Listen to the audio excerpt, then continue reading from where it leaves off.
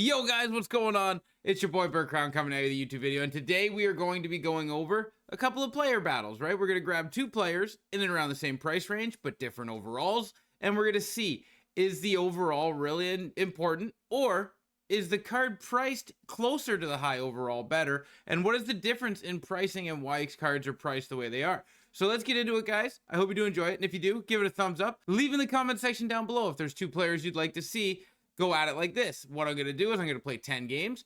5 games are going to be with one player on the first line and one player on the second line. And then the second 5 games are going to be reversed. I'm going to show clips throughout it as well just to see how the player plays on the ice. But hey, the coin difference, the value difference, and the meaning of the card, let's see how it impacts the game. But let's get into it. So first we're going to start with Chinnikov, 83 overall. And you can see here he can sell for 20,000 coins. 20,500, 20,700, 20,900. This is a 20,000 coin card, 20,800. So this is a 20,000 coin card is essentially what it is. Now the value behind this card is going to be his cap for wild card is half of any other 83. So when you're looking at getting this card, that is essentially why this card should be kept propped up in value, is because his wild card is half the value when you're doing your salary cap. Now, who am I going to pair him up against?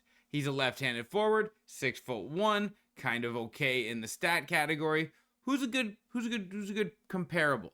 First, we're gonna find a card with meaning, and I think a good one will be Gavin McKenna. All right, so what is his price tag going for? We see 19,000, 19,000. So, two 20,000 coin cards.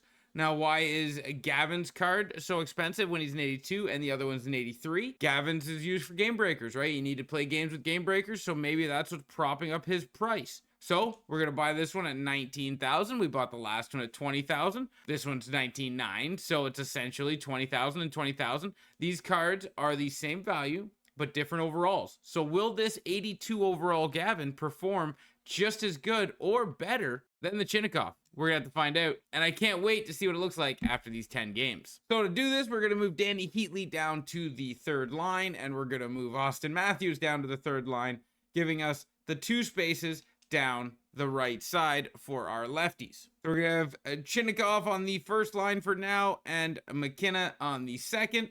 And we're going to rotate them through the 5 games. And just so you see here, when we do the comp later on, down below, 0 games played for Chinnikov and 0 games played for McKenna. Now, McKenna has 93 agility with 85 speed and 90 shooting. Is that a 20,000 coin card? Or is the less agility but the higher speed more of a 20,000 coin card?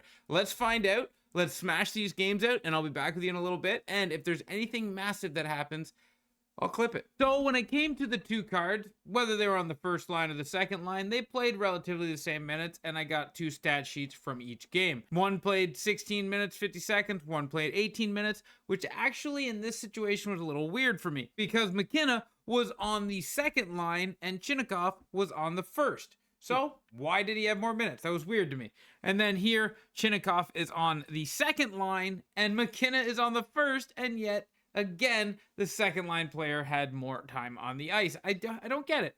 But nonetheless, both of the cards did do fairly well when on the ice, putting themselves in great scoring opportunities, and they were fun to play with. So essentially, that's what I wanted to say. Like, the 2 cards have 2 different purposes. One being wild card, one being game breaker, one for objectives, one for half salary. But at the end of the day, they're both really good. So you got to really just pick the player you want. And this was in champs, guys. And it was still fun. And they were still doing good out there. So yeah, use that. Okay, boys, here we go. The 10 games is done. And we had some pretty good ones. We had some pretty close ones. Maybe a mistake on my part was deciding to do these 10 games in champs. Made it a little hard on me. But you know what? It gave us a true reading of what these guys would be like in tight competition. So, how did we do? Gavin, as you see here, he's on the first line now, and Chinnikov's on the second, but you know, that was a part of it, right? 10 of each. So, let's go to Chinnikov first. Chinnikov had 10 games played, 3 goals, 2 assists for a +5. He played really well out there. His endurance kind of hurt him a lot, but it was only a noticeable a lot. Now, this is a 20,000 coin card.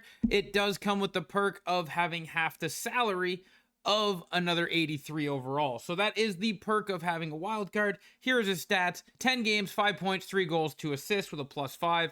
Really good, and he was getting big ice time, as I already showed. So with that being Chinnikov, and that's how he played, and he did play pretty well. I did enjoy the card. Is there better ones? Sure, but not at 20,000 coins, right? You're not going to get the much better cards for 20,000. So if you're looking at a 20,000 coin upgrade, this card's really good. But how did McKenna stack up? Well, McKenna as well had a great performance in Champs in the first 10 games. The endurance for him wasn't really that much of an issue from what I noticed, but a big issue with this card was he got knocked off the puck very easily. If you've had an Elias Pettersson, you know how easy he is to get knocked off the puck. This card is a little worse when it comes to that category. Now, the perk of this card is he's helping you with your game breaker objectives. That's why his value is staying high. 20,000 coins is a lot for this card, but in that time frame, here's his stats on all his different abilities, and he had 10 games, 4 goals, 2 assists for a +6. So when it came down to it, both the cards cost the same amount, and they both played pretty much similar to each other. So when it comes to, do I want this card for 20,000 or do I want that card for 20,000? I'm a very big believer in you got to take the card that you want, the player you like, and the player you enjoy. For me, McKenna's a good player, and Chinnikov's a good player. I'm not a really big fan of either of them. They don't play for a team I've enjoyed watching. They don't play for anything of the sort. So I don't care if they're on my team. If I pulled one with what I've seen here today in Champs, I would be very excited. But at the same time, I'm not chasing one of these cards. If one of these two players you are a fan of, then go get one over the other because they are both very good. Chinnikov, I would say, had a slight nudge, not because of the 83 overall, but because he's a bit heavier, so he plays a bit bigger, and I think that gave him a little bit of advantage out there. But thank you guys for watching this video. I hope you did enjoy it, and hey, until next time, ciao. If you could get away with it, wouldn't you? You're telling me right now, if your favorite NHL team could be corrupt and crooked, you wouldn't want them to be? Bang, baby! Bang! Let's go! Pull, boys! What a pull! Let's go! Let's go!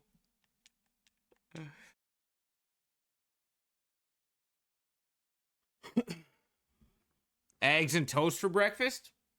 With a side of... Holy... Did you see AI Bowmeister there? Just run that... Cheers! Gavin, baby! Piss miss let it Gavin. 103.6! Woo!